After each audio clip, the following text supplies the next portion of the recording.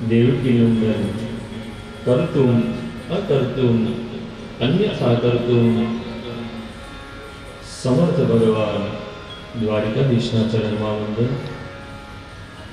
મારા માતા પિતા, મારા ગુરુજનો, મારા વડીલોના ચરણમાં વંદન। નિત્ય બ્રહ્મ તેજને શોભાવે છે એવા બ્રાહ્મણ દેવતાના ચરણમાં વંદન। માં સરસ્વતીના ઉપાસકો એવા સંગીત વૃંદના હૃદય કમળમાં બિરાજી માં સરસ્વતીને વંદન। આ ક્ષેત્રના દેવ ભગવાન સૂર્યનારાયણના ચરણમાં વંદન। જીવ માત્રને આનંદ આપ્યો છે અને આપ સર્વના હૃદય કમળમાં બિરાજી ભગવાન શ્રી કૃષ્ણ તત્વને વંદન કરી સૌને જય શ્રી કૃષ્ણ, જય દ્વારકાધીશ। आओ फरी अविरत चालती भागवती गंगा ने अंदर में फरी मन भरी ने थोड़ी डूबकी मारी लीए।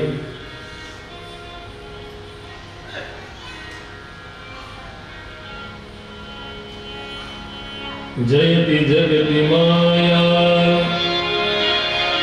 यस्य कायादवस्ते वचन रचनमेकम् केवलं चाङ्गलेयम्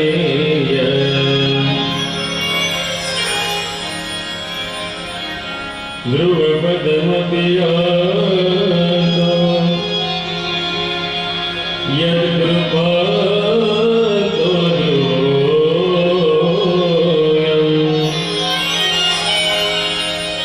सकल कुशल पात्र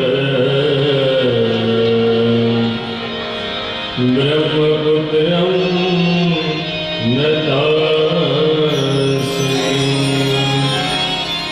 श्री महात्म्यની અવિરત ધારાની અંદરમાં ભક્તિ દેવી બે હાથ જોડી અને ભગવાન નારદજીની વંદના કરે છે।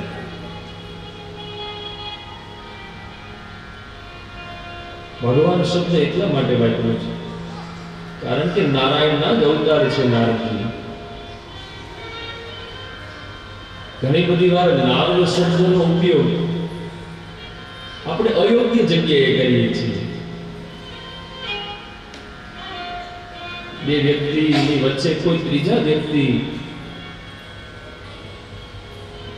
સમજી ગયા બધા ત્યારે આપણે આ શબ્દ વાપરતા હોય। ખરેખર નારદ જેનું એક પણ વાક્ય રદ નથી થતું એ નારદ છે।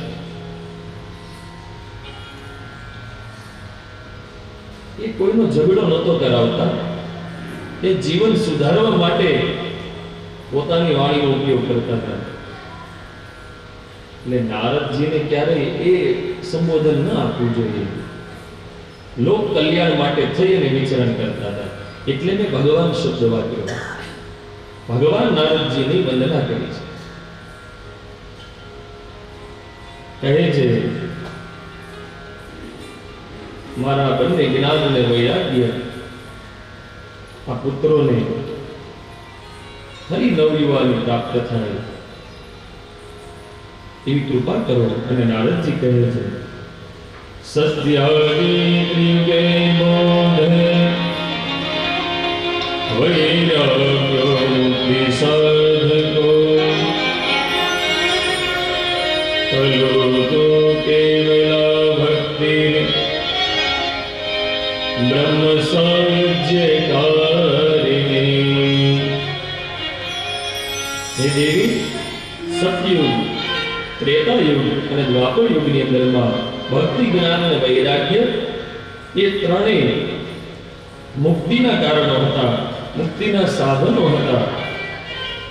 પરંતુ કળિયુગની અંદરમાં ભક્તિ જ એ મોક્ષદાત્રી છે। મુક્તિ તો ભક્તિની દાસી છે।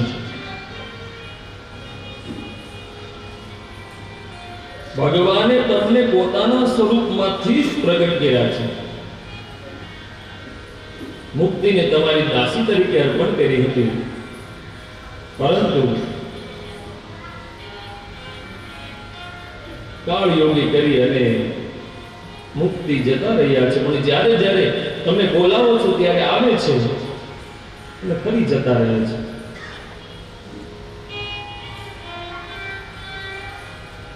હે ભક્તિ દેવી, આપ વૈકુંઠ ધામમાં સ્વયં સ્વરૂપે ભગવાનની સેવા કરો છો અને છાયા સ્વરૂપે તમે પૃથ્વી લોક ઉપર છો.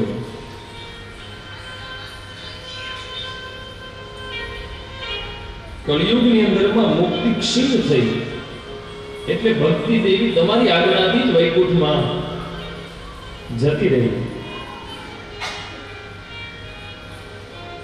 કળિયુગની અંદરમાં ઉપેક્ષાઓ થવાથી જ્ઞાન અને વૈરાગ્ય વૃદ્ધ થયા.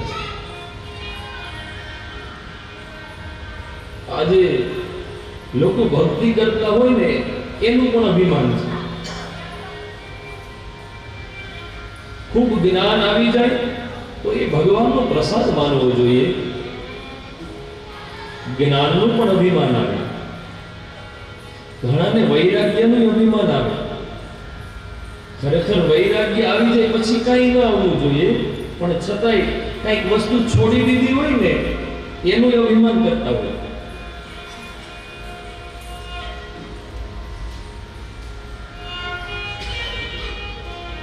એક વખત ફરી પ્રારંભ એક દ્રષ્ટાંત યાદ આવ્યું. હમણાં જ ગુરુદેવે ગુરુ પૂર્ણિમાએ અમને બધાને સરસ મજાનું દ્રષ્ટાંત સંભળાવ્યું. એક વખત પંખાને અભિમાન આવ્યું, આ વિશ્વની અંદરમાં મારી જેવી હવા કોઈ નથી ફેંકી શકતું. ગુરુજી, પંખાને અભિમાન જે આવ્યું ત્યાં એસી થોડું બાકી રહે, ચાલુ થઈ ગયું. આ વિશ્વની અંદરમાં મારી જેવી ઠંડી હવા કોઈ આપી શકે નહીં. આમાંથી આપણે કંઈક લેવાનું છે. દ્રષ્ટાંત કાલ્પનિક છે. હીટર ને ગીઝર થોડા બાકી રહે. એને અભિમાન આવ્યું આ દુનિયામાં અમારા જેવી ગરમી કોઈ ન પડે.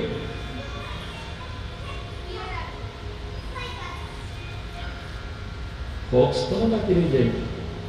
અરે અમારા જેવા આ દુનિયામાં અંજવાળા કોઈ ન કરી શકે. બધાના અભિમાનનો પાવર વધ્યો, એટલો બધો વધ્યો કે સોના લેમ્પમાં 1000નો પાવર આવ્યો. શું થાય? બ્લાસ્ટ થાય અથવા ઉડી જાય. થોડી વારની અંદરમાં બાજુના સબસ્ટેશનમાં બ્લાસ્ટ થયું, બધું શાંત થઈ ગયું. બધું શાંત થઈ ગયું. 10-15 મિનિટ પછી આકાશવાણી થઈ. આકાશમાંથી ભગવાનનો અવાજ આવ્યો. એટલે પંખા ઓલી હવા ક્યાં ગઈ? કે ગઈ. એસીની સામે જોયું, બહુ ઠંડી હવાનું અભિમાન હતું. ભાઈ, આ વરાળું કેવું નીકળે છે? બોલે ઠંડી જતી રહી. હીટરને ગીઝરની સામે જોયું, વતાવ્યા નહોતા થતા, બોલાવ્યા નહોતા થતા, એટલા ધગતા હતા. આ કેમ ઠંડા પડી ગયા? કયું ગરમી જતી રહી. છેલ્લે ફોક્સની સામે જોયું, લાઇટોની સામે. એટલું બધું અંજવાળાનું અભિમાન હતું. તમારા ઘરે અંધારા કેમ થયા? બધાએ સાથે મળી ભેગા મળી જવાબ આપ્યો, ભગવાન એ તો કરંટ જતો રહ્યો. કરંટ જતો રહ્યો. એમ જીવનમાં યાદ રાખવું, કોઈ પણ જાતનું અભિમાન ન લાવવું. જ્યારે જ્યારે આપણું ધાર્યું બધું જ થવા લાગે, આપણી લાયકાતથી વધારે ભગવાન કૃપા કરવા લાગે, બધા જ મંગલ કાર્યો થવા લાગે, ત્યારે સમજવાનું કે ભગવાનની કૃપાનો કરંટ ચાલુ થઈ ગયો છે. પરંતુ જેમ કરંટ ચાલુ થઈ જાય એમ પાછો બંધ થઈ જાય. બધા જ કાર્યો થાય ને ત્યારે આપણને એમ થાય કે આ મારાથી છે, મારાથી નથી, આ બધું કૃપાથી છે. યાદ રાખવું. તમને નહીં, અમને ના આવવું જોઈએ અભિમાન કે અમે આવી કથા કરી, અમે આવું કરી શકીએ, ગાઈ શકીએ નહીં. આ સ્વિચ બંધ થતા 2 જ મિનિટ થાય. ગુરુદેવ અમને કહેતા કે તમે ખૂબ આગળ વધો, ખૂબ સારી કથાઓ કરજો, પણ અંતમાં નાનું ઊંચું વાક્ય કહેતા કે બેટા ધ્યાન રાખજો, તમારી સાલનું વજન તમને ન લાગે. વજન એટલે અભિમાન. ન તમને આવવું જોઈએ, ન અમને પણ આવવું જોઈએ. બસ યાદ રાખવાનું કે આ બધું જે કંઈ થાય છે એ માત્ર ને માત્ર ભગવાનની કૃપાથી થાય છે. તમે બધા ગાઓ ખરા, પણ પાછું ભૂલાઈ જાય છે. આપણે શું ગાઈએ છીએ? કરતે હો તુમ કનૈયા, મેરા કામ હો રહા હૈ. કરતે હો તુમ કનૈયા,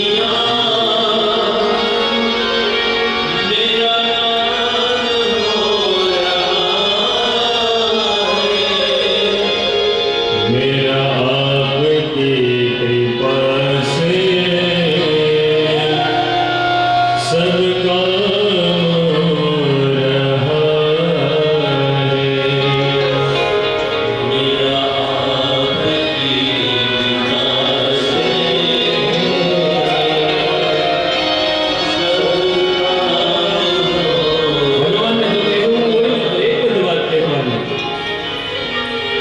ખરેખર ભગવાન જ્યારે માંગવાનું કહે ને ત્યારે ખરેખર ભગવાનને જ માંગી લેવા જોઈએ. આપણે બધા મંદિરે જઈએ, ગાડી, બંગલા, ધન, દોલત, પુત્ર, પરિવાર આ બધું માંગીએ છીએ. ત્યારે કોઈ ભગવાનને માંગ્યા? તો ભગવાન તમે જાણી જાઓ ને. ભગવાન આવે તો આ વિશ્વની તમામ વસ્તુ એની સાથે આવે છે. અર્જુને ભગવાનને માંગ્યા હતા. પહેલો ચાન્સ કોને મળ્યો હતો? દુર્યોધનને મળ્યો હતો. પરંતુ એને સેના માંગી અને સ્વયં સેના નાયક સેનાપતિને માંગી લીધા. બસ આપણે એટલું જ કહેવાનું છે, જો એની બાજુમાં બેસી ગયા અને આખું યુદ્ધ જીતાઈ ગયું, આપણે સાથે રાખી દઈએ તો આખું જગત ન જીતાઈ જાય. ભગવાનને એટલું જ કહેવાનું, તુમ સાથ હો જો किस चीज की कमी है, तुम साथ हो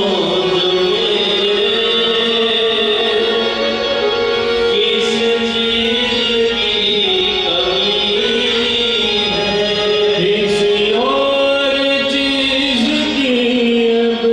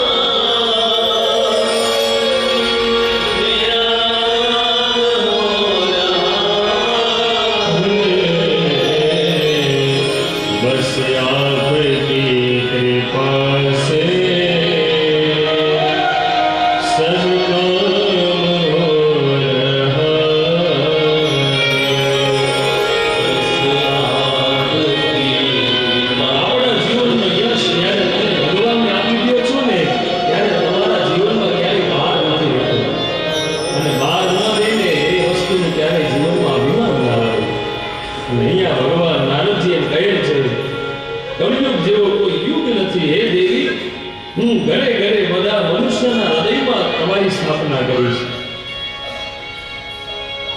ભક્તિએ કહ્યું છે, હે નારદજી, હું સદા સર્વદા બધાના હૃદયમાં રહીશ.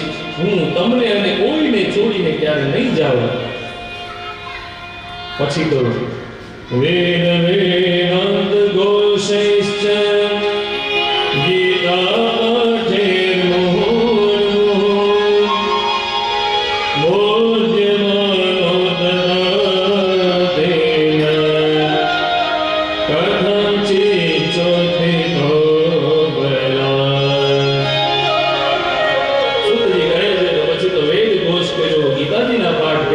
પરંતુ થોડા એવા જ્ઞાન અને વૈરાગ્ય જાગૃત થયા અને વળી સૂઈ ગયા. નારદજીને ચિંતા થઈ કે થોડા જાગ્યા, આળસ અને બગાસું થઈને વળી સૂઈ ગયા. દુવિધામાં પડ્યા, શું કરવું? અને એ જ સમયે આકાશવાણી થઈ, હે નારદજી, કંઈ સત્કર્મ કરો. એ સત્કર્મ તમને મહાનુભવ શિરોમણી બનાવશે. નારદજી વિચાર કરે, એવું કયું સત્કર્મ કરું? અને નીકળ્યા છે, અનેક તીર્થોમાં ગયા, અનેક ઋષિમુનિઓને પૂછ્યું છે. બધા જ મનમાં વિચાર કરે છે કે જેનું જ્ઞાન નારદજીને નથી એ કોઈ સામાન્ય માણસને ક્યારેય હોઈ શકે નહીં. અને નારદનો અર્થ નરસ્ય જ્ઞાનમ નારમ નારમ જ્ઞાનમ દદાતિ ઇતિ નારદ. નારદજી નર નારાયણ ઋષિ પાસેથી જ્ઞાન પ્રાપ્ત કરી અને સંસારમાં બધા સુધી પહોંચાડ્યા. અને વળી ફરતા ફરતા ફરતા બદરી વનની અંદરમાં આવ્યા અને ત્યાં સનકાદિક મુનિઓનો ભેટો થયો. જ્યાંથી પ્રારંભ થયો હતો ત્યાં પાછા નારદજીને કહ્યું ને, કેમ તમે ચિંતા કરો છો? અને નારદજીએ પોતાનું વૃત્તાંત બતાવ્યું છે. સનકાદિક મુનિઓ કહે છે, હે નારદજી, તમે ચિંતા ન કરો. જે આકાશવાણીએ સંકેત કર્યો છે ને એ અમે તમને બતાવીએ છીએ. સદકર્મ સુચિતો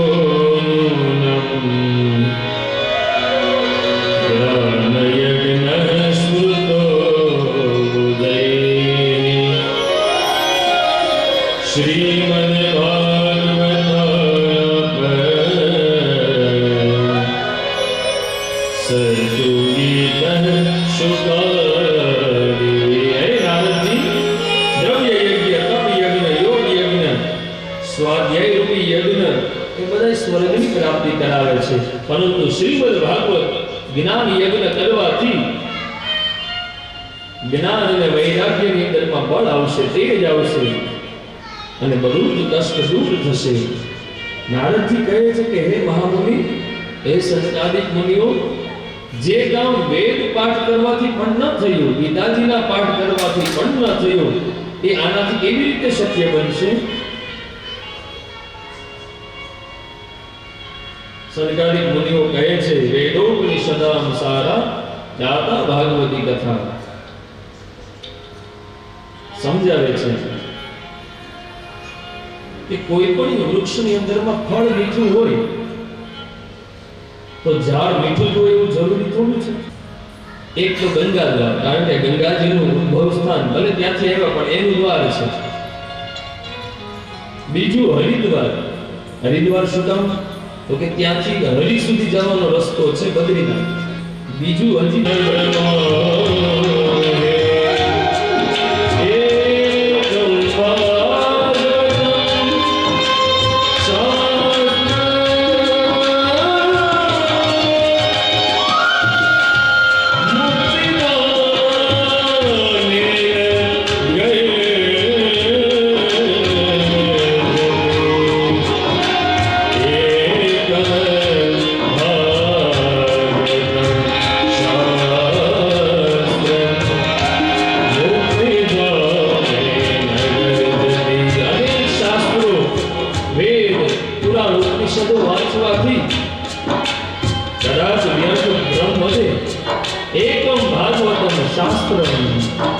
મુક્તિદાને ગરજતી ગેરંટી આપે છો. 10 શાસ્ત્ર પ્રમાણે કહી શકાય ગેરંટી.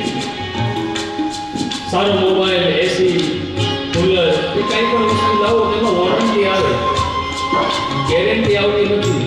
અહીંયા ભગવાન ગેરંટી આપે છે. એકમ ભાગવતમ શાસ્ત્ર મુક્તિદાને ગર્જતી, મુક્તિની ગર્જના કરે છે. બસ એકવાર આવી જાઓ મારા શરણે, હું ઉદ્ધાર કરી દઈશ તમારો.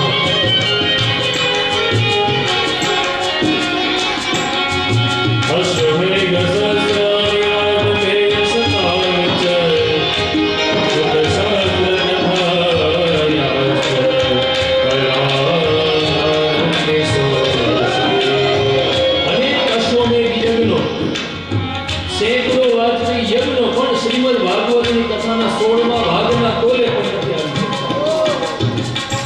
આટલી સુંદર મજાની વાત સંતાદી મુનિઓ કહે છે. સંતાદી મુનિઓ એટલે સ્વયં નારાયણ. યશ્ચ ભાગવતમ શાસ્ત્રમ વાચયેતો નિશમ જનગોપીકૃતં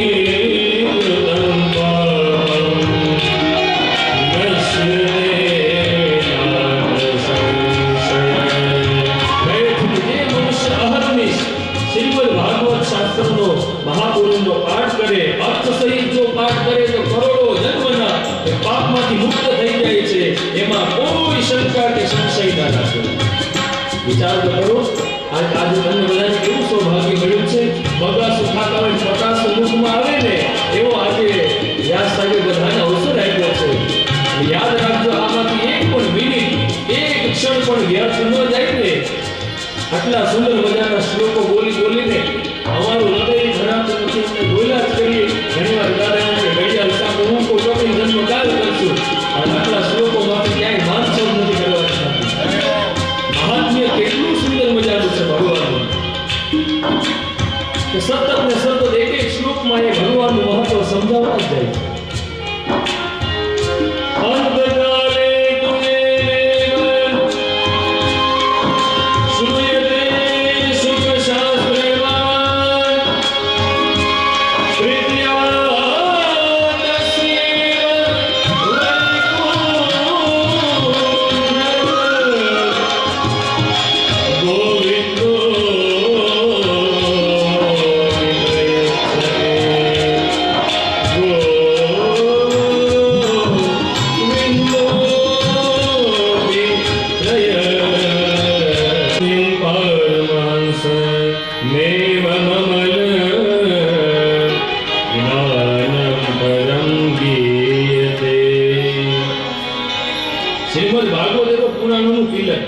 તિલક ક્યાં હોય?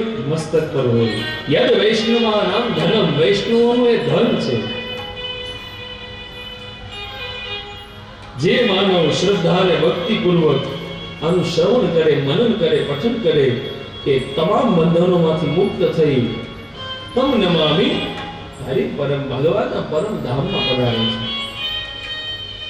આ રસ સત્યે સ્વર્ગે ચ કૈલાસ વૈકુંઠે નાસ્તિકમ રસઃ, ત્રણેય લોકમાં દુર્લભ છે. સ્વર્ગ લોકમાં, સત્ય, કૈલાસ લોકમાં પણ આ રસ નથી મળતો. ખૂબ પાન કરો, વારંવાર પાન કરો. સુખદેવજી કહે છે ભગવાનની આ કથાને ક્યારેય ન છોડો, ભાર આપીને પાછળ કહે છે ન જ છોડો. શ્લોકમાં કહે છે. અને એ જ સમયે પાછા મૃદંગ, તાલ, સંગીતના વાદ્યો વાગડવા લાગ્યા છે. અને ફરીવાર ભગવાન ત્યાં પ્રગટ થયા છે. દેવતાઓની સાથે, પોતાના ભક્તોની સાથે ત્યાં પ્રગટ થયા છે. પ્રહલાદ સ્થળધારી તલગ વિદયા ઉદ્ભવત્વસ્ય ધારી વીણાધારી સુરસિંહ સ્વર કુશલ દયા રાગ કરતાલ જુનો ભોજ ઇન્દ્રો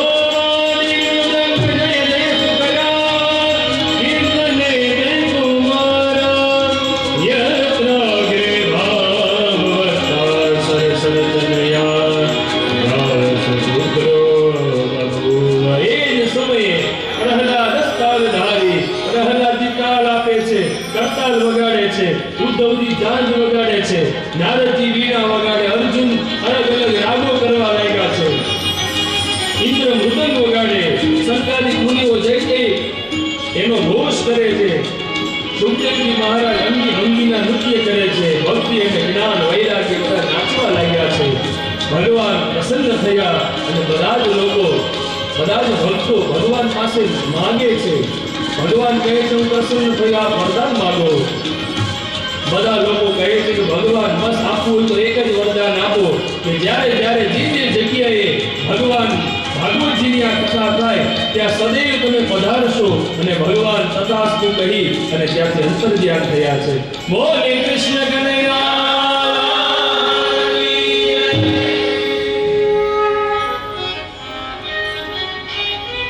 ભગવાન પ્રસન્ન થયા ક્યારે? બધાએ કીર્તન કર્યું, મહાત્મ્યની કથાને વિશ્રામ આપ્યો. તમને નથી લાગતું જે ભગવાનને ગમે એ કરવું જોઈએ? આપો ઉપાડી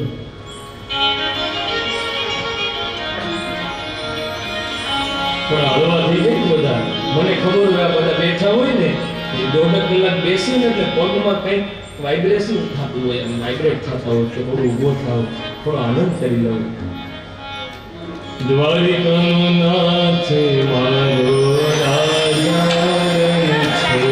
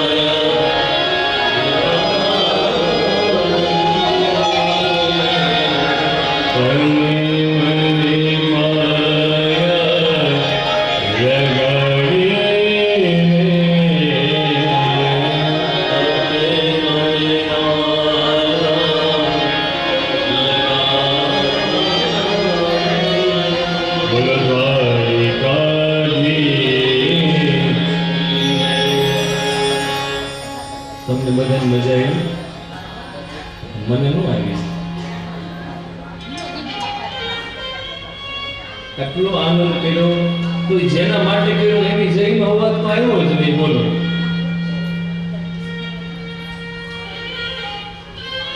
બોલો દ્વારિકાધીશ કી જય. હવે અમારા દ્વારિકાના એ મંદિરની ધજા ઉપર પહોંચે. આ ધૂનનું સૌભાગ્ય મને પણ મળ્યું છે. જેની આ ધૂન છે ને એ મારા પરમ મિત્ર જિગ્નેશ દાદા. સૌ પ્રથમ આજથી 8 વર્ષ પહેલા જ્યારે એને ગાયું એના ગામમાં કેરિયા ચાળ, સૌથી પહેલા એની અગાસી પર બેસીને અમે બંને સાથે લખ્યું. એના મિત્રએ એને લખાયું, લાવ્યું છે, મારે ખોટું ન બોલાય, સાથે લખ્યું ને એની જ કથામાં હું ગયો હતો આનંદથી સેવા માટે. બોલે તું આવો તો મને મજા આવે. તો સંગીતની સેવામાં ગયો હતો અને ત્યારે પહેલું એને ગાયું, એની સાથે મેં ગાયું. બસ ત્યારથી એને પણ આજીવન ધૂન એ રાખી અને મેં પણ એ જ રાખી. આ સૌભાગ્ય મને પણ મળ્યું છે. આવો મહાત્મ્યની કથાને વિશ્રામ આપી પ્રથમ સ્કંદમાં પ્રવેશ કરીએ. અને ભગવાનની અધિકાર લીલા છે. પ્રથમ સ્કંદનો પહેલો અધ્યાય ને પહેલો શ્લોક.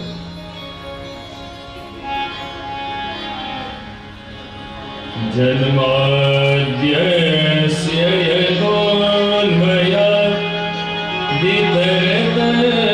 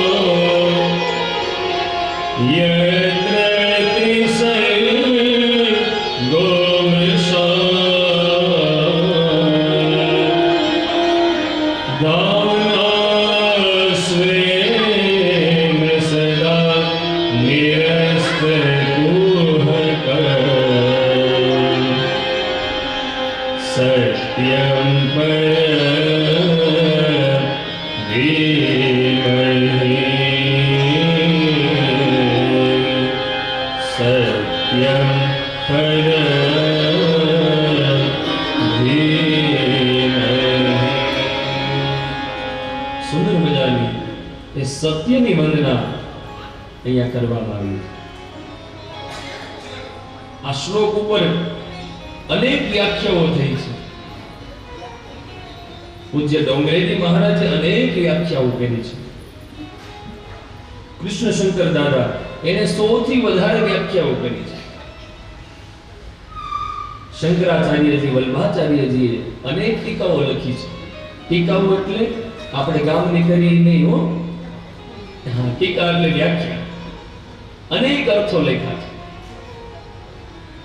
ભગવાન કેવા છે? પ્રાણી માત્રને જીવાડે છે, જેનું જન્મ નથી, જેનું મૃત્યુ નથી, બધાના હૃદયમાં નિત્ય નિવાસ કરે છે.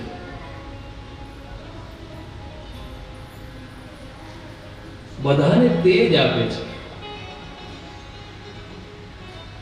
આખા જગતને કોણ તેજ આપે છે? તો કે ભગવાન સૂર્ય તેજ આપે છે.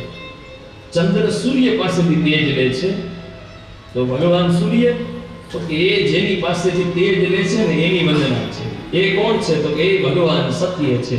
પછી તમે નારાયણ કહો, શ્રી કૃષ્ણ કહો, જે સત્ય સ્વરૂપ છે એ જ ભગવાન.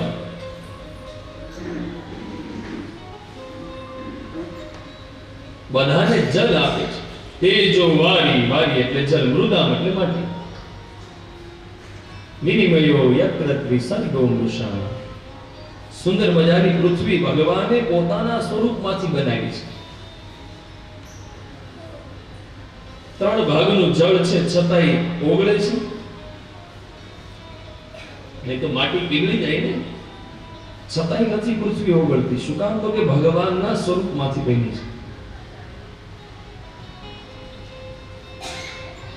આ જગત, આ સૃષ્ટિનો સર્જનહાર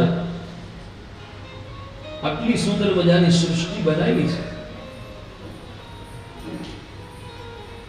એ બેઠો ક્યાં હશે? ક્યાં બેઠા બેઠા એને આ બધી રચનાઓ કરી છે સૃષ્ટિની સુંદર મજાની? આટલી સુંદર આ દુનિયા છે તો એ પોતે કેટલો સુંદર છે.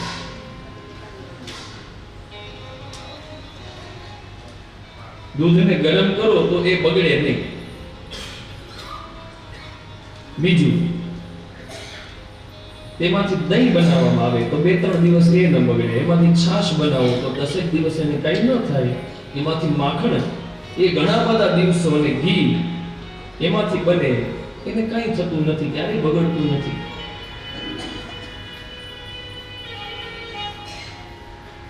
એટલે જ ભગવાને કદાચ પોતાના શરીરમાંથી આ પિંડ બનાવ્યો છે કે ક્યારેય બગડે જ નહીં અને કઈ થાય નહીં. કેટલું ભગવાન માણસનું ધ્યાન રાખે છે. તમે વિચાર તો કરો, 38 કલાક મેં સાંભળેલી વાત છે કે કોઈ વ્યક્તિને જલ ન આપવામાં આવે તો એનું ગળું સુકાઈ જાય. 38-40 કલાક સુધી જલ ન આપો તો ગળું સુકાય. 50 કલાક કે 60 કલાક સુધી ન આપો તો લોહીનું પરિભ્રમણ થોડું અટકી જાય છે. અને એનાથી વધારે જો કલાકો જાય તો મૃત્યુની સંભાવના નિશ્ચિત થઈ જાય છે. તો વિચાર તો કરો, 9 મહિના સુધી માના ઉદરમાં એ જલ કોણ પહોંચાડે છે? કે શ્વાસ કોણ પહોંચાડે છે?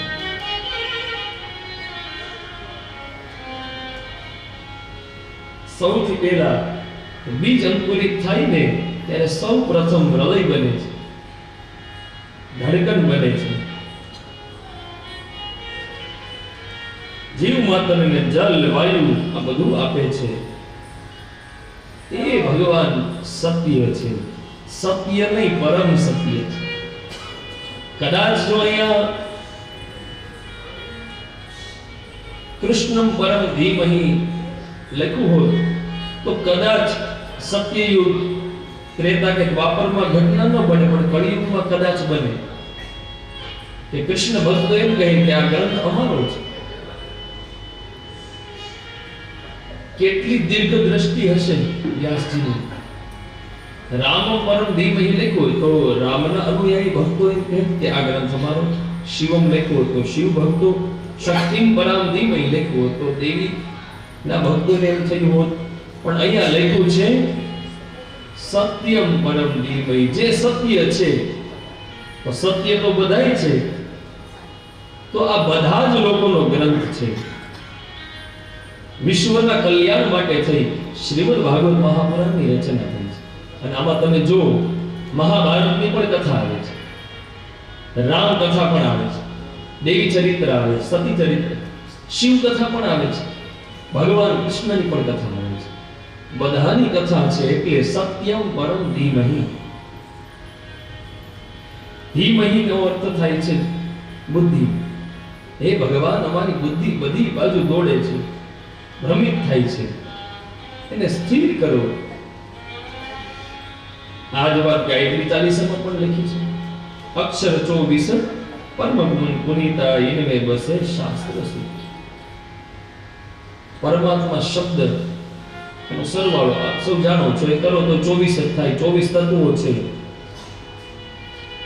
દત્તાત્રેય મહારાજે 24 ગુરુઓ ધારણ કર્યા છે. એટલે અહીંયા સત્યની વંદના કરી. જીવ માત્રનો પરમ ધર્મ શું છે? વેદ પુરાણ સંત મત એવું સકલ સુકૃત ફલ રામ સમેવું. બધાનો પરમ ધર્મ એ છે.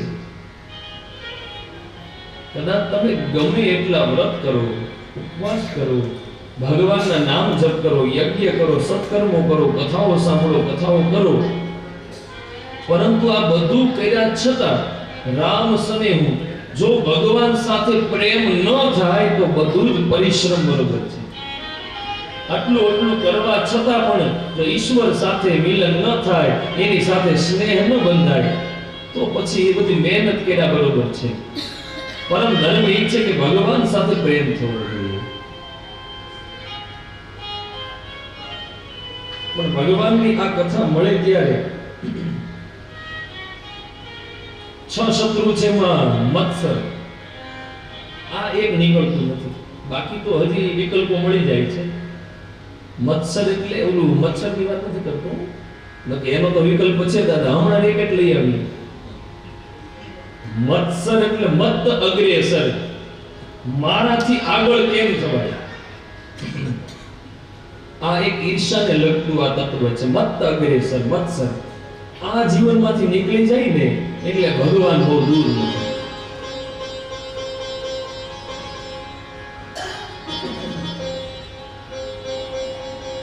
ફરી વંદના કરી છે. નિગમ કલ્પતરોર ગલિતમ ફલમ શુકમુખામૃત રવ સંયુતમ પિબત ભાગવતમ રસમાલયમ મુહુરહો રસિકા ભુવિ ભાવુકા. સુંદર મજાની વંદના છે. નિગમ એટલે વેદ. સ્વયં ભગવાન ભાગવતનું સ્વરૂપ એ વેદ તુલ્ય છે. ભગવાનનું સ્વરૂપ વેદ તુલ્ય છે. નિગમ એટલે વેદ. ભાગવત શું છે તો કે વેદ રૂપી વૃક્ષનું પાકેલું ફળ છે. ગલિતમ ફલમ, ગલિતમ એટલે પાકેલું ફળ. આ ફળને ખાવાનું નથી, આ ફળને પીવાનું છે. કેરી છે ને એ છે ખાવાનું ફળ, પણ એક લિમિટ થી વધારે પાકી જાય ને પછી એને ખવાય નહીં, એને પીવું જ પડે. તો જેને ઓરિજિનલ કેરીને ઘોળીને પીધી હોય ને એને એના રસની ખબર હોય. આને ઘોળીને પીવાની વાત છે. એના માટે શું કરવું જોઈએ? વળી આ તો વેદનું ફળ છે એટલે આને તોડાય નહીં. કેરી હોય તો પથ્થર મારીને આપણે નીચે પાડીએ, આને પથ્થર ન મરાય. બસ ખાલી રાહ જોવાની છે ફળ પાકવાની. તમારે બધાને પાકી ગયું છે, પાકી ગયું છે ને. આટલા વર્ષો, કેટલા વર્ષો થયા હશે આ વૃક્ષ મોટું થયું એને. જીવનના ઘણા બધા વર્ષો પછી ભાગવતજી આપણા ઘરે આવ્યા હશે ને.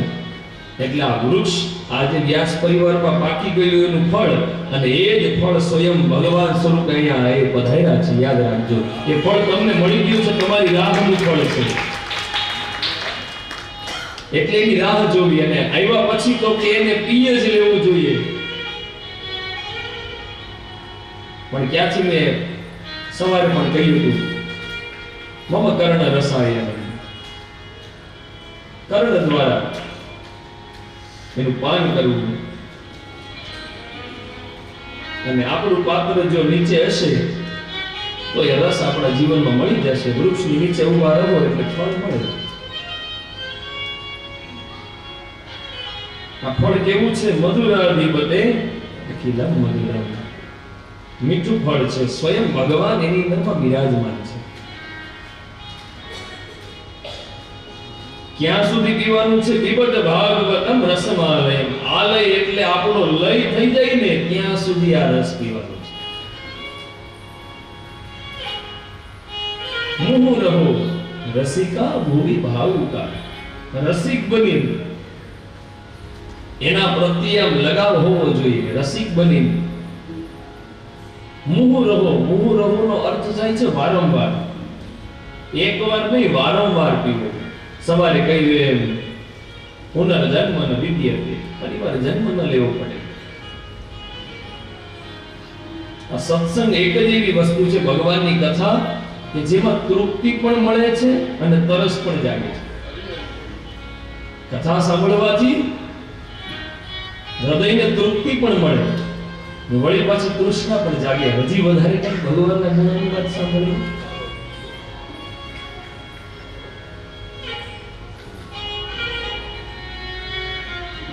પહેલા સ્કંદની અંદરમાં ફરીવાર ત્યાંથી 88,000 ઋષિમુનિઓ ભેગા થયા. 1000 વર્ષ ચાલે એવો યજ્ઞ કરવાનો હતો. શૌનક મુનિએ 6 પ્રશ્નો કર્યા છે. આ 6 પ્રશ્નોમાં આખું ભાગવત મહાપુરાણ સમાયેલું છે. નૈમિષે નિમિષ ક્ષેત્રે ઋષય શૌનકાદય સત્રમ સ્વર્ગાય લોકાય સહસ્ર સમમાસત. 1000 વર્ષ ચાલે એવો યજ્ઞ કરવાનો હતો. સુતજીની પૂજા કરી, ઊંચા આસન પર બેસાડી અને શૌનકાદી મુનિઓ 6 પ્રશ્ન કરે છે. શૌનક મુનિના 6 પ્રશ્નો. પહેલો પ્રશ્ન, બધા જ શાસ્ત્રનો સારભૂત સિદ્ધાંત શું છે?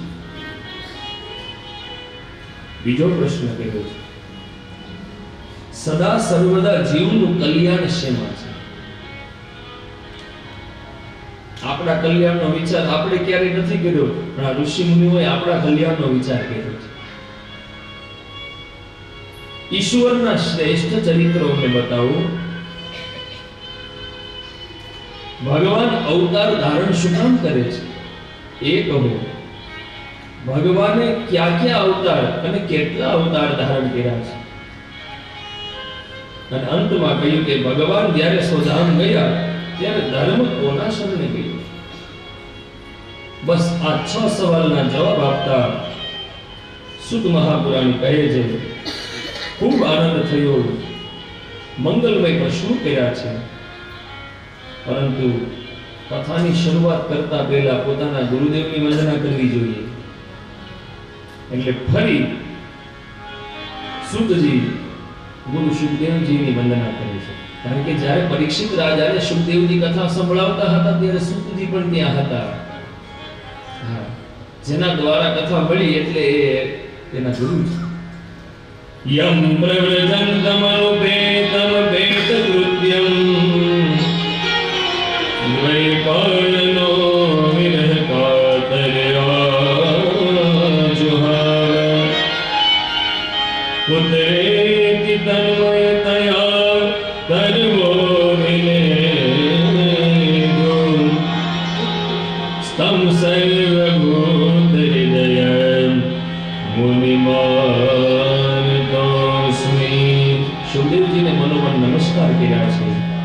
પછી તો કે જે ક્ષેત્રની અંદર બેઠા હતા એ ક્ષેત્રના દેવતાઓને પ્રણામ કરવા જોઈએ.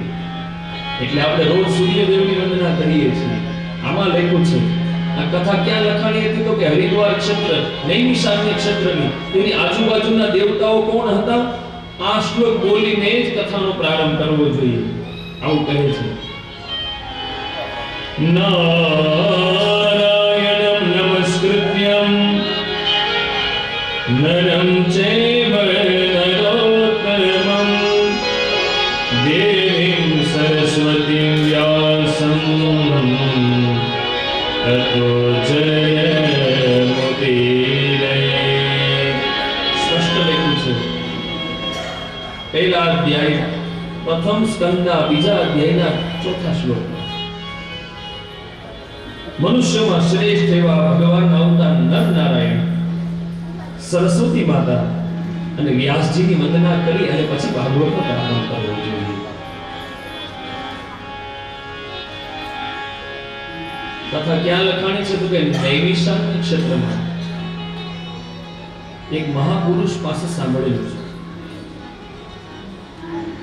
ભારતની અંદરમાં 4 જગ્યાએ ભગવાન નારાયણના અલગ અલગ દર્શન થયા. પહેલું કુલહાશ્રમ, એ ભારતમાં જ હતું, પણ હવે કાળક્રમે થોડું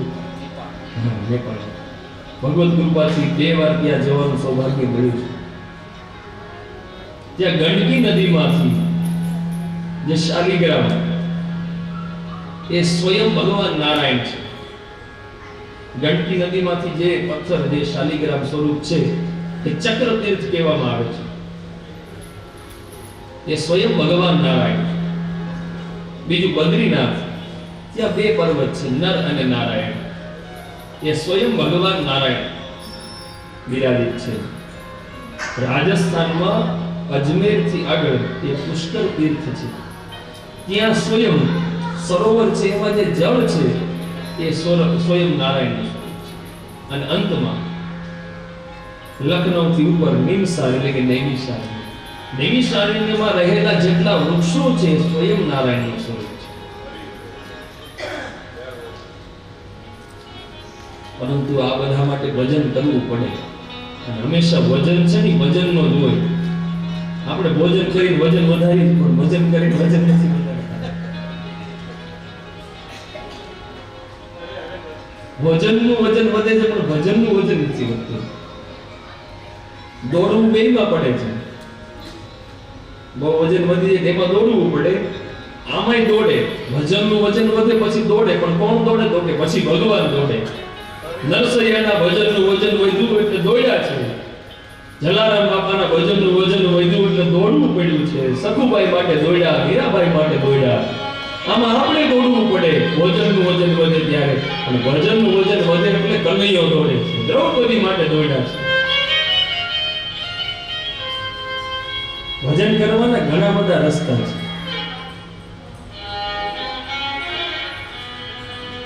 ક્યાં ક્યાં રસ્તા છે?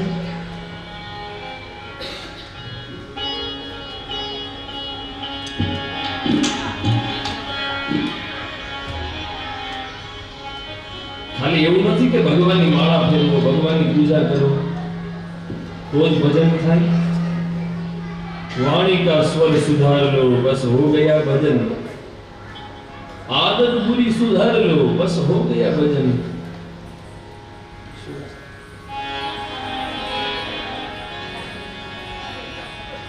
कटुता को मन से त्याग दो, मीठे वचन कहो भाई, वाणी का स्वर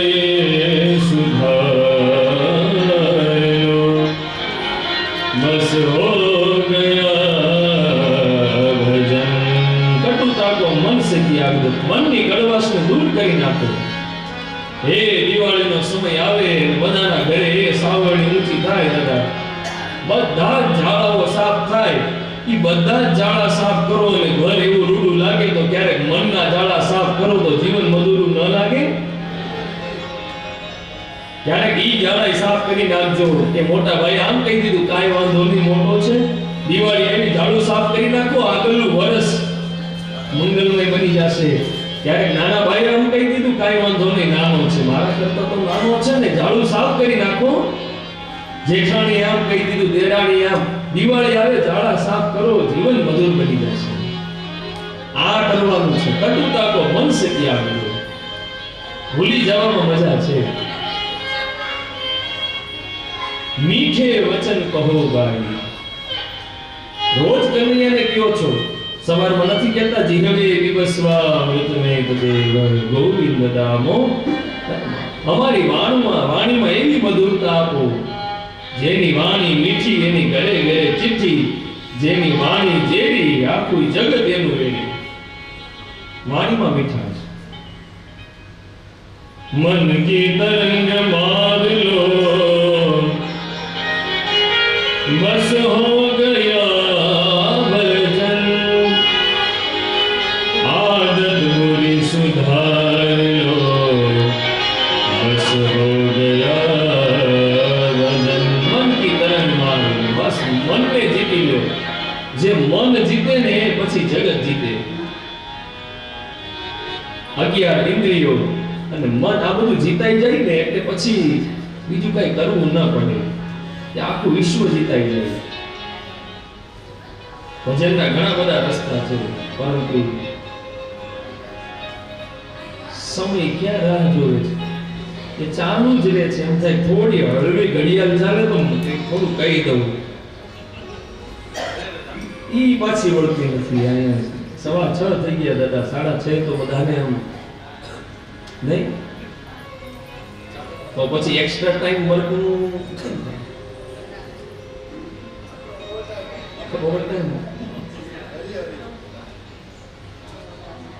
જ્યાં સુધી ભગવાન તરતર બીજો પહેલા પ્રશ્નનો જવાબ આપ્યો છે. બધા જ શાસ્ત્રોનો સારભૂત સિદ્ધાંત શું છે? કહે છે જીવનમાં ભક્તિ કરવી. ભગવાને મને શું આપ્યું છે એટલા માટે નહીં, ભગવાને મને ઘણું બધું આપ્યું છે એટલે મારે ભક્તિ કરવાની છે. અંતઃકરણ પવિત્ર થઈ જાય, આંખમાંથી અશ્રુની ધાર થઈ જાય, બસ થેન્ક યુ બોલવા માટે ભક્તિ કરો કે મને સાજો તાજો રાખ્યો છે. ઘણા લોકો એવા છે જેને આંખો નથી આપી, એ રોજ ભગવાનને કહેતા હશે કે ભગવાન આંખ આપી હોત તો તારા દર્શન કરી લે. ઘણાને હાથ નથી આપ્યા, એ કહેતા હશે કે કદાચ ભગવાન હાથ આપ્યો હોત તો તારા સારા સારા કાર્યો કરી લે. જેને પગ નહીં આપ્યા હોય એ પ્રાર્થના કરતા હશે ભગવાન આપ્યા હોત તો તારી યાત્રા કરી લે. જેને વાણી નહીં આપી હોય એ પણ રોજ નહીં પ્રાર્થના કરતા હોય કે ભગવાન જો મને વાણી આપી હોત તો તારા થોડા ભજન ગાઈ લે, તારા નામ લઈ લે. આ બધું જો સાજે સારું આપ્યું હોય ને તો હવે થેન્ક યુ બોલવા માટે રોજ ભક્તિ કરવી જોઈએ ભગવાનની કે ભગવાન ઘણું બધું આપી દીધું, ત્યાં આવ્યા પછી મને પછતાવો ન થાય કે જે કરવા માટે મોકલો તો એ તો કઈ થયું નહીં, ન કરવાનું ઘણું બધું કરીને આવ્યું એટલા માટે ભક્તિ કરવી.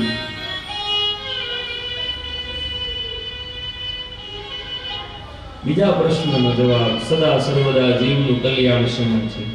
પવિત્ર ભગવાનની કથા સાંભળવાથી જીવ માત્રનું કલ્યાણ. ત્રીજો પ્રશ્ન શ્રેષ્ઠ ચરિત્ર ભગવાનના બતાવો.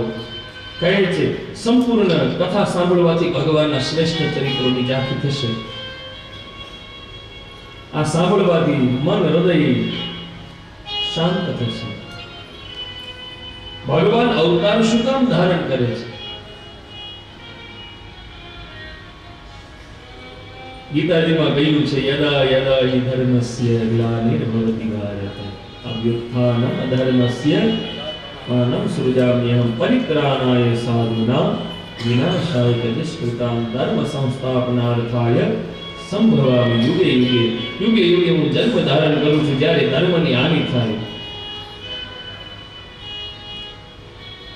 રામચરિત માનસમાં પણ કહ્યું છે જબ જબ હોય ધર્મ કી હાનિ બાઢે અધમ અસુર અભિમાની. જ્યારે જ્યારે એ અસુરો જન્મ ધારણ કરે, અભિમાની બને, ત્યારે હું જન્મ ધારણ કરું છું. પરંતુ રામચરિત માનસમાં એમ પણ લખ્યું છે સ્વયં શિવ પાર્વતીનો સંવાર આવે છે ત્યાં ભગવાન મહાદેવજી માં પાર્વતી ઉમાને કહે છે, શું કહે છે? હરિ અવતાર હે તુજે હી હોઈ ઈદ મિથ કહી જાય સોઈ. ભગવાન અવતાર શું કામ ધારણ કર્યો છે એનું ચોક્કસ કારણ આ જ છે એવું કહી શકાય નહીં. આપણે એમ કહીએ છીએ કે રાવણનો ઉદ્ધાર કરવા, કદાચ એને તો શબરીના બોર ખાવા માટે પણ લીધો હોય જન્મ, જટાયુનો ઉદ્ધાર કરવા માટે, વિભીષણ માટે પણ કદાચ આવ્યા હોય. ભગવાન ખાલી કોઈને મારવા માટે નથી આવતા.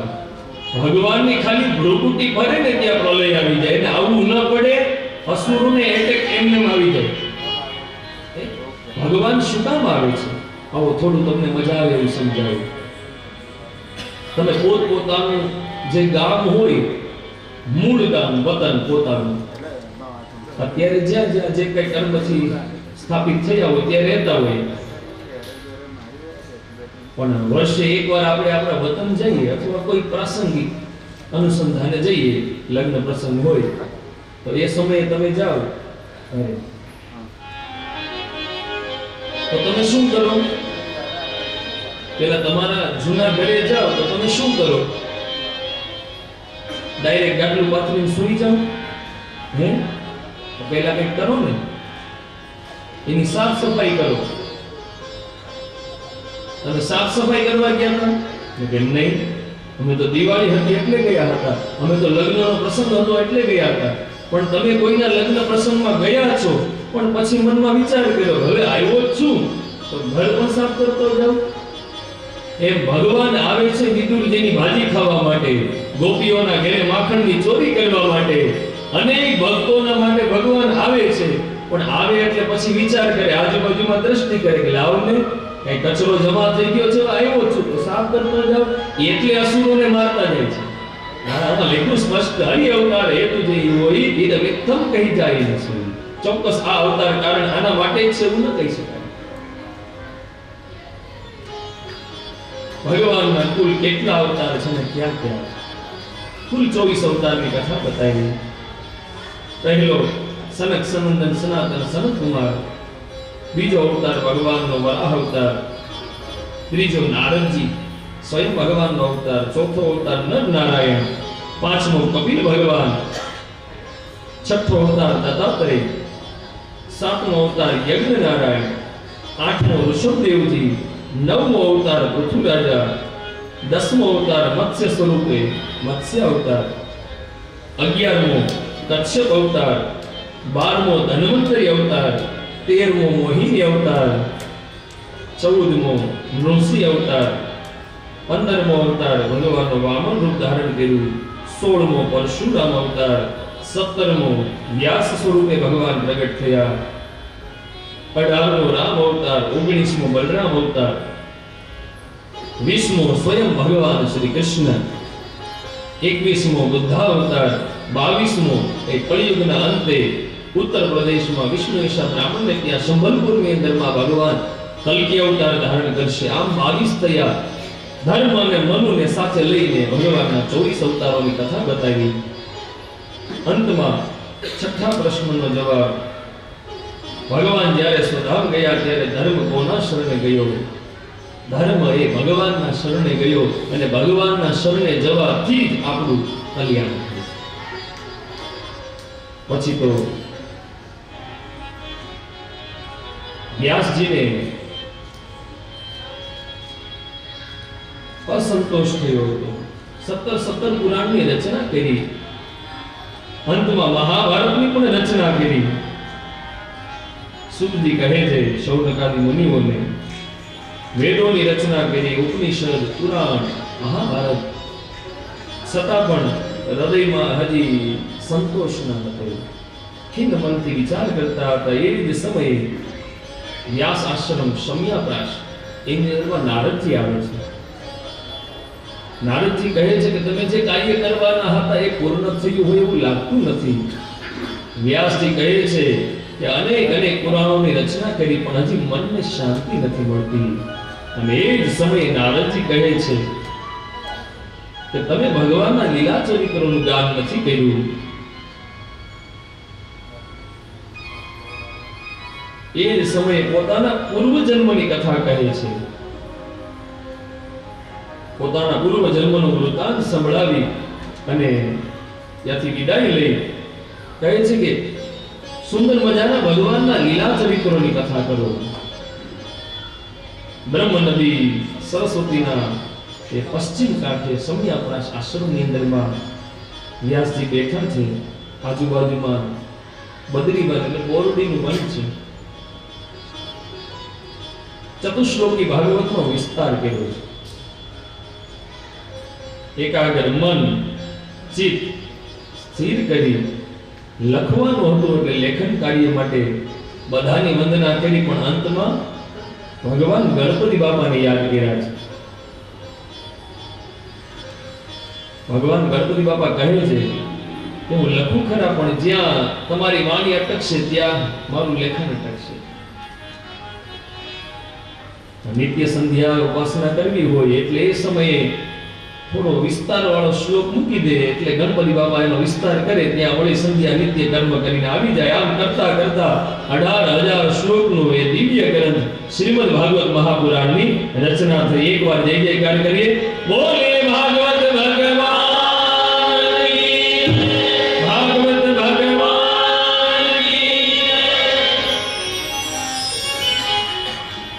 ભાગવતની રચના થઈ એટલે એના પ્રચાર અને પ્રસારની ચિંતા થઈ. સુખદેવજીના જન્મની કથા આમ જોવો તો ભાગવતની અંદરમાં નથી, શિવ પુરાણમાં કથા છે. ષોડશ વર્ષ ગર્ભ શયનમ જાતસ્ય रहस्यं यानं वने ब्रह्मानन्दलयं गतस्य च पुनः श्रीकृष्णलीलारुचि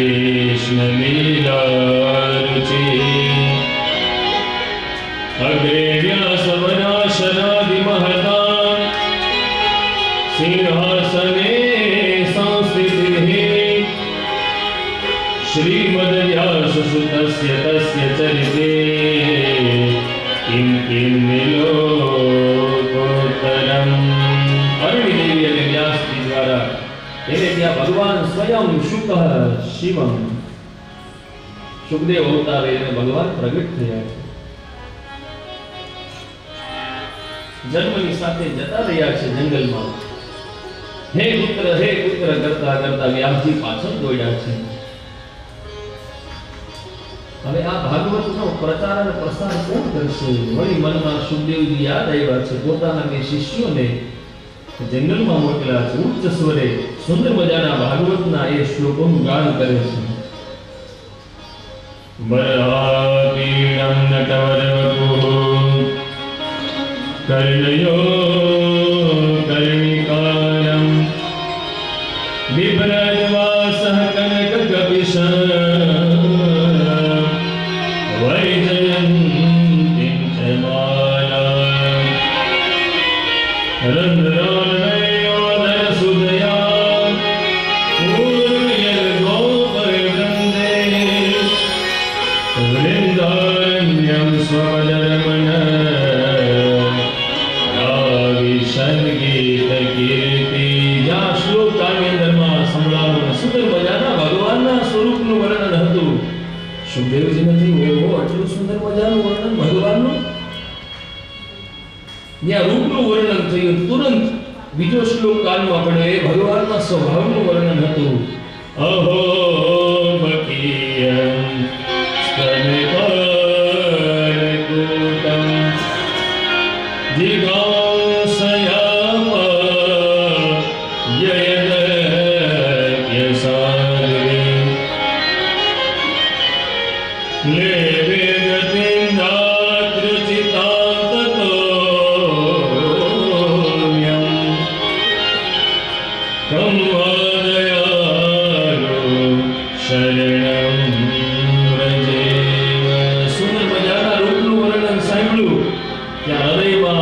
શાંતિ મળી ત્યાં સ્વભાવનું વર્ણન સાંભળ્યું કેવા છે ભગવાન ઓકે પૂતના અહો બકી એટલે પૂતના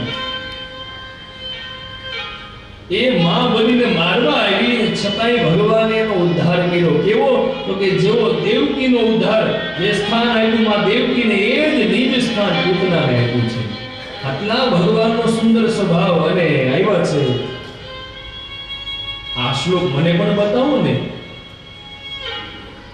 શિષ્યોએ કહ્યું કે આવા એક બે હોય તો બતાવો આવા તો 18,000 છે તો કહે ક્યાં તો કે વ્યાસજી પાસે આવવું પડે અને ફરી એ વ્યાસ આશ્રમમાં સુખદેવજી આવ્યા હે પુત્ર કહ્યું કોણ પિતા પુત્ર પછી મનોમન શિષ્ય તરીકે શિષ્ય એ પણ પુત્ર સમાન હોય અને સુખદેવજીને આ ભાગવત ગ્રંથ અર્પણ કર્યો છે લોક કલ્યાણ માટે અને અહીંયા સુંદર મજાની કથા સંભળાવતા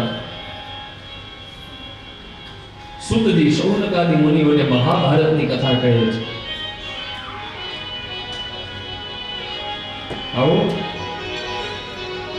મહાભારતમાં પ્રવેશ કરી લે મહાભારતમાં પ્રવેશ કેવી રીતે કરાય એક ભાઈ મને કે તો તલવારો લાવવી પડે એમ તલવારો નથી લેવાની આપણે મહાભારત કરવાનું નથી મહાભારત સાંભળવાનું છે આપણે રથ ને હાથી ને ઘોડા ને તીર ને બધું નથી લેવાનું એક મન એકાગ્ર ચિત્તથી વર્ષો પહેલા જે કાનની અંદરમાં મહાભારત સંભળાતું અને હૃદયમાં આનંદ આવતો આવો મહાભારતમાં પ્રવેશ કરીએ